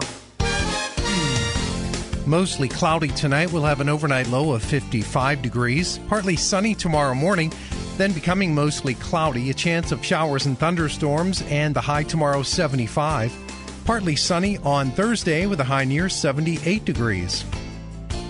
And currently in Pittsburgh, it's 67. In a world where things seem to go from bad to worse, isn't it time for a little good news? We think so too. Once again, here's John and Kathy, Pittsburgh's Christian Talk 101.5 WORD. CNN Money reports today that Americans have a debt problem. Now you think, I probably heard something about this. Yeah, listen to some details. They say that an estimated 1 in 3 adults have a credit history. Okay, you think, well, what does that exactly mean? Well, this is what it means. 77 million people in America are so far behind on some of their debt payments that their account is in collection. 77 million Americans out of 300 people. In the 77 million people out of what, 320? Is that where we are? Yeah, in collections. That's a key finding from a new Urban Institute study. The debt in collections ranged from as little as $25 maybe for a parking ticket to a whopping $125,000. But the average amount owed was $5,200. Wow. Now, that's not just in debt. That is a portion of your debt that is in collection. $5,200. So if it's in collection, it's been out there for so long. Right. What does that make? Was that 6 months? I don't know. I guess it's different with every. I guess every organization can determine when they put it into collection. So if it's in collections, you're getting phone calls and are being dragged into court. I was put into collection one time. For what? Parking tickets. My library fine. Oh. Yeah, my library fund. You know what? It's funny you should say that because I was surprised. It's a long time coming. My kids, we use my library card for my kids. Which was your first mistake, right? It was horrible. And I went to check out a library book last week. I owed $13 in library fines. I was like, what? How did that happen? Right. It's 25 cents a day. Yes, it sure is. And it's $1 a day for a DVD. Media. Yeah. Right. Uh-huh. Yeah.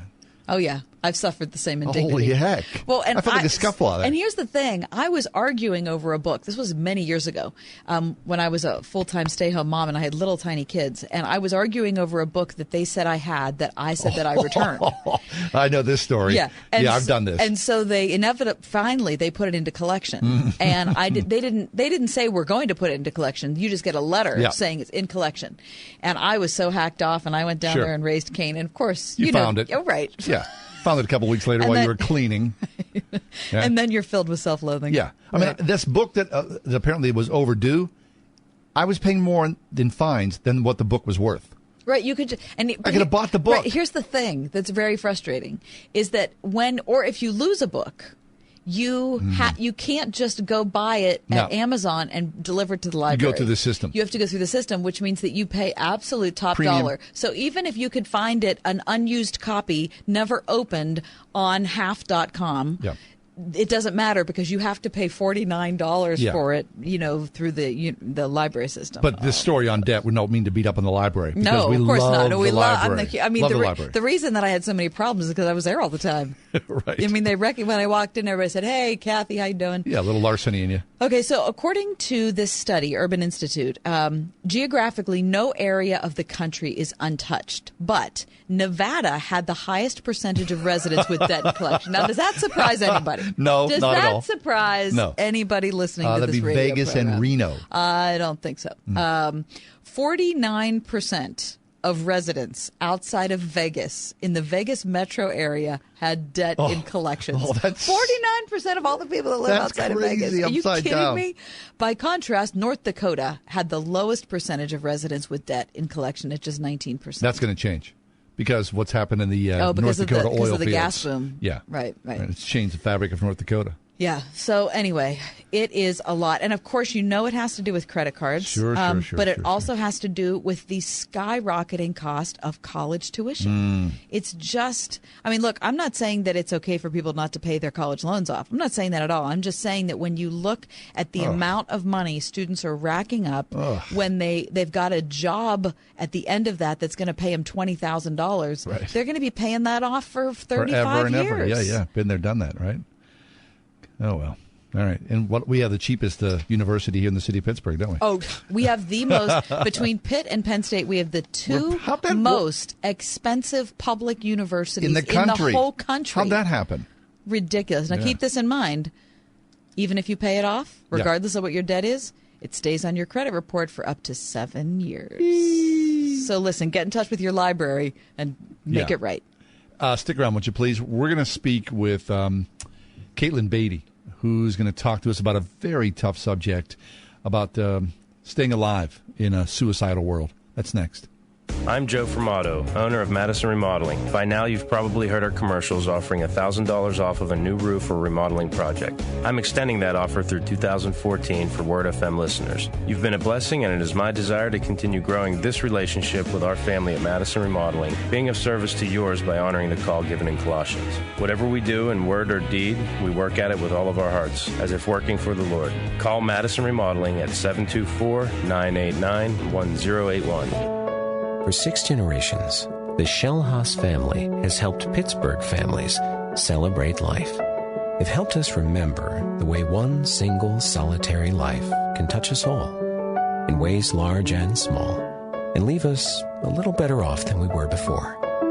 For over a century and a half, the oldest funeral home in Pittsburgh has taught us that every life is important and has value.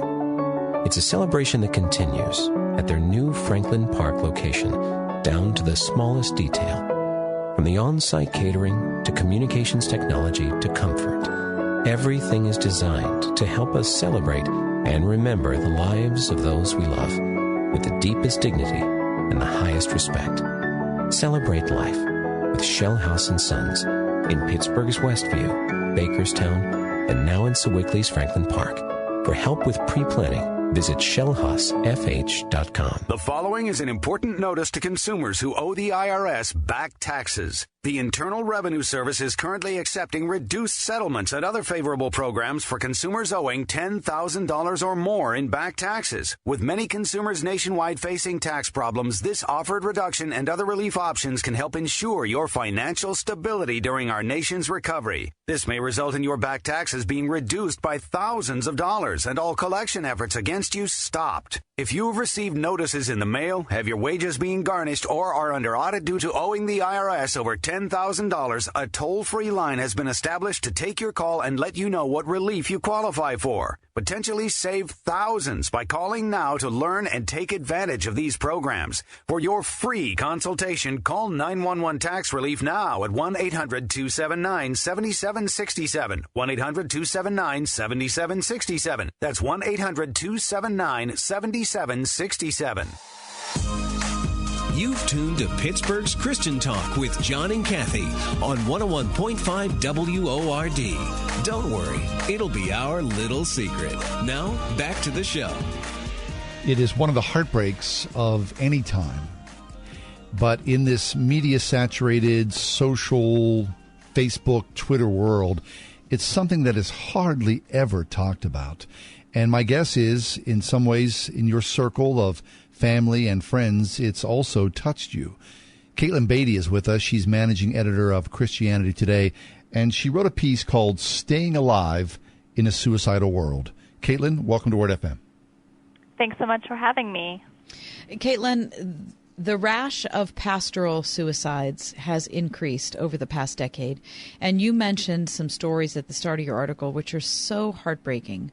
Are there similarities in those stories? Obviously, depression and despair are attendant in every suicide. Talk about how it's different, or is it just the same when it comes to a pastor? Well, in some ways, I think it is similar to anyone facing suicidal thoughts and depression and isolation. I mean, pastors are just as susceptible to those challenges because they're people and they're broken people. And at the same time, I think that when a pastor takes his own life, it affects a community differently because we don't expect it to happen to a pastor. We think that our spiritual leaders could rise above something like intense depression or aren't facing isolation. And I think especially leaders in a community, when they take their own lives, it just has such a large ripple effect. Right. I mean, I believe that if a pastor that we knew would commit suicide, it would shake us to the core because we hold them in such high esteem on a pedestal, so to speak, that if they were to do that to themselves, then how can we not be far behind? Right. And I think that gets into the need for pastors to have and find close community, right? Mm-hmm. We all need to be stitched together to feel like people know us, know what we're struggling with, know what our joys and concerns are, and yet the demands of pastoral life can often isolate, and so it just raises the need all the more for pastors to find those communities really where they can be honest, because I think pastors feel like they can't talk about their struggles because we expect them not to have any. Right, and also the increasing understanding and willingness to talk about mental health and mental illness issues in a way that is not condemning or treating it as some kind of taboo, but just treating it as we would treat any other type of illness. Right, and I think that we find that attitudes among Christians in the United States are changing, probably in part because Christians know of people in their lives who struggle with mental illness. They know that it's not a pure choice, that depression and anxiety and other mental disturbances, sometimes medical intervention really is needed, along with spiritual resources. Right. Obviously, it takes tragedies sometimes to bring these topics to the light. But I think as a whole, Western Christians are realizing that it can't just be understood in a spiritual frame, but we need psychological and medical resources as well to address depression and other mental health issues in the church. Rick Warren's son committed suicide last year, and as painful, I'm sure, as that was for Rick Warren and his wife, Kay, the resonant conversation afterward had to be a balm for a lot of people, because the Warrens have been so transparent in their struggles and in their son's struggles as well. And so this taboo of medication and therapy and whatnot, and just that the suicide journey was so painful. I think it's good to have that conversation, and it needs to be talked about, whether from the pulpit or whether it's in the Bible study before or after church as well. Mm-hmm.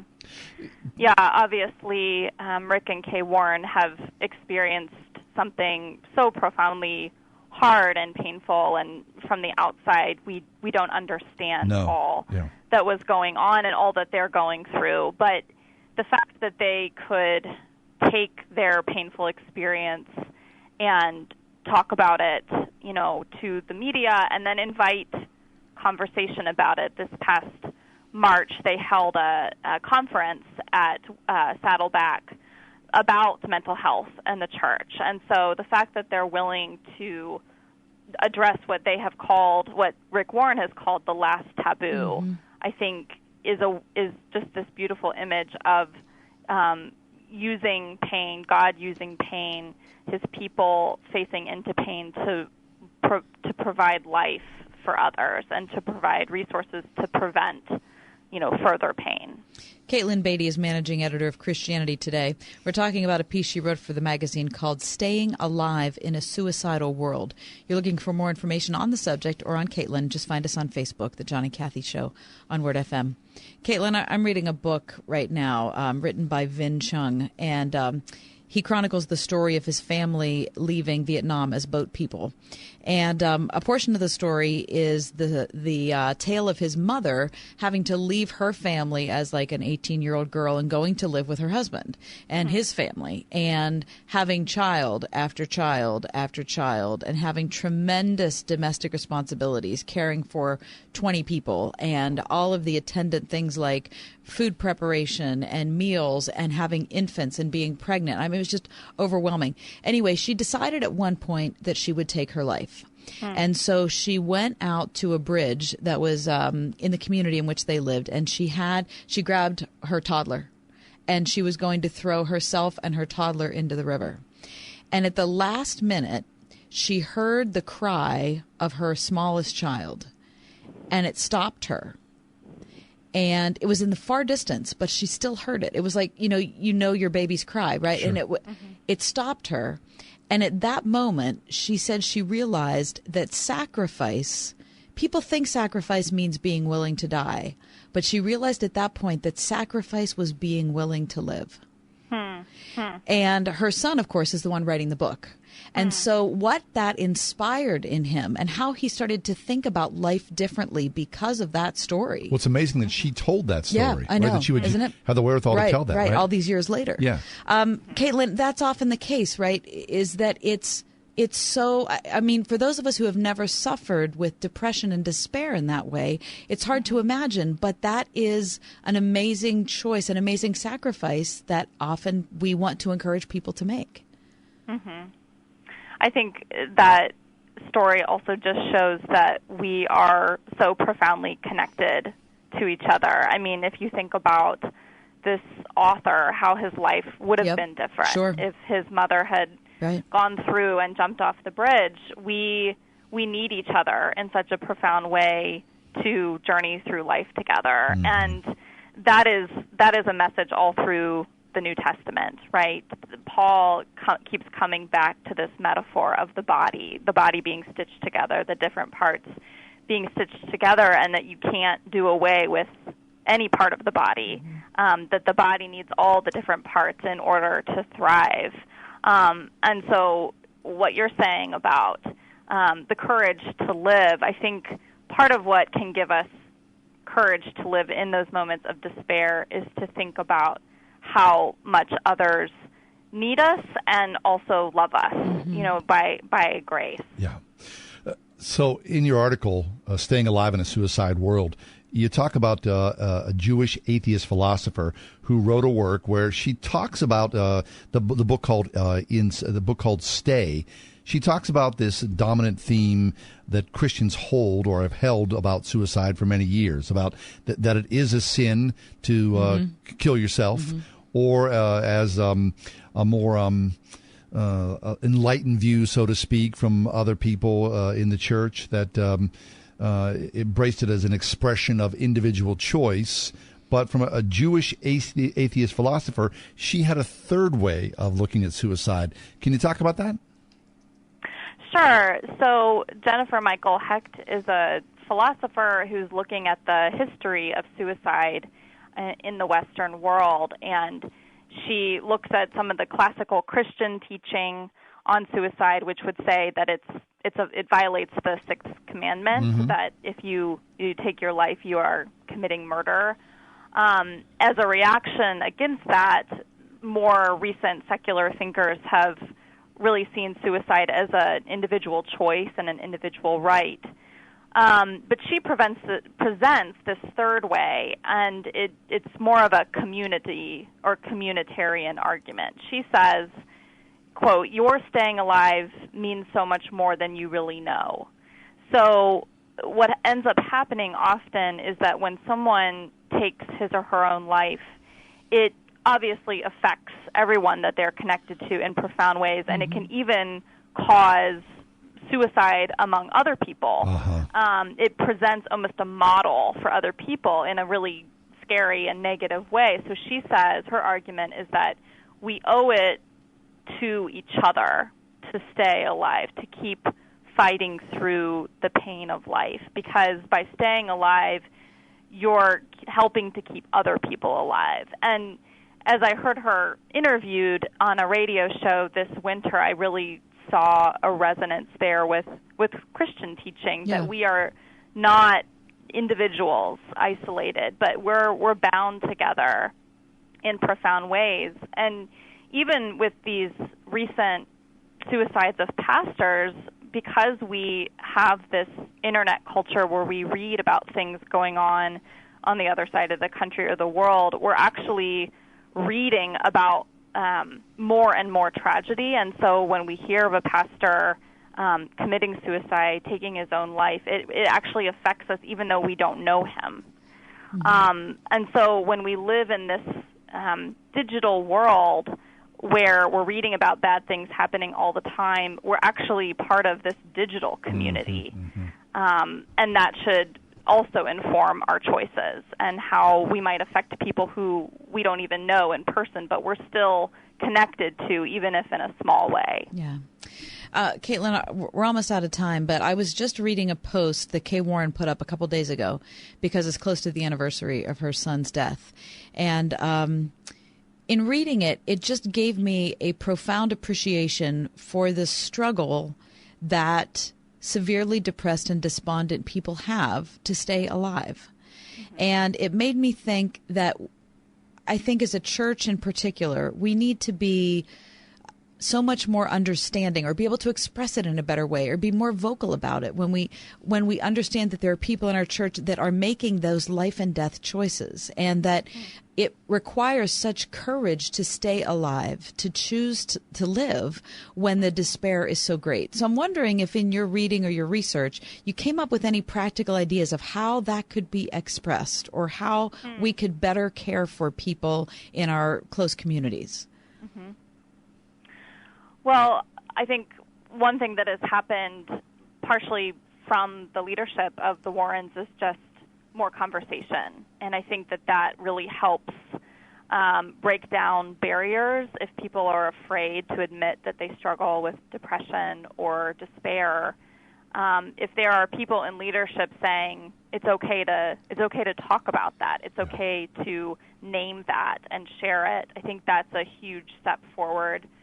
Obviously, there are practical steps like references to hotlines and health clinics if it's appropriate, encouraging someone to look into mental health treatment, either with a counselor or a doctor who can walk you through the right medication. But I think coupled with a medical approach would just be the church itself fostering communities where people can name these dark struggles without this fear of rejection. Right.